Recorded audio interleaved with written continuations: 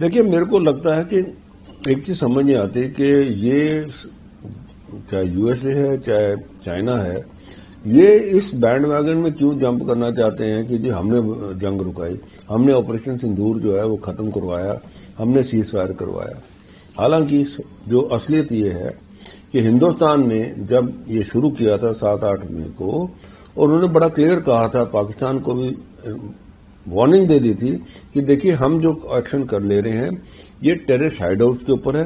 ہم تمہارے کوئی آرمی اسٹرکچرز ہیں یا گورنمنٹ کے ایسٹس ہیں اس کے اوپر ہم کچھ نہیں کر رہے. تو اس لیے اگر آپ اس کو ایسکلیٹ کرنا چاہو گے تو پھر ہم آگے کی کاروائی کریں گے. یہ بڑا کلیئرلی انفارم دے دی تھی انہوں نے جب انہوں نے یہ اسٹرائک کی 7-8 مئی کی رات کو.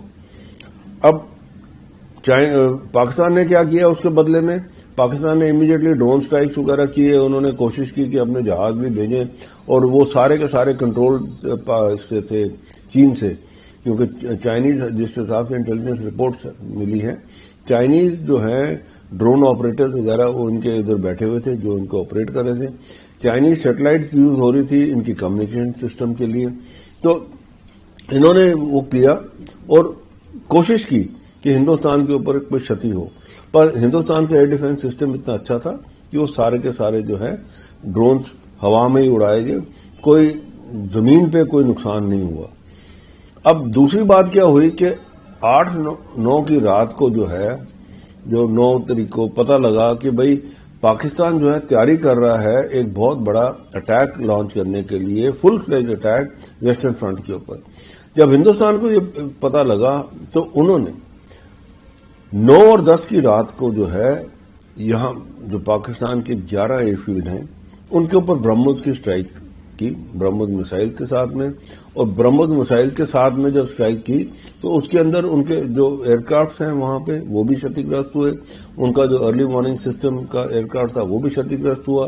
اور ساتھ میں ایئر فیلڈ جو ہے ساری کی ساری 11 کی 11 جو ہیں وہ بالکل دھوست کی گئی. اور پھر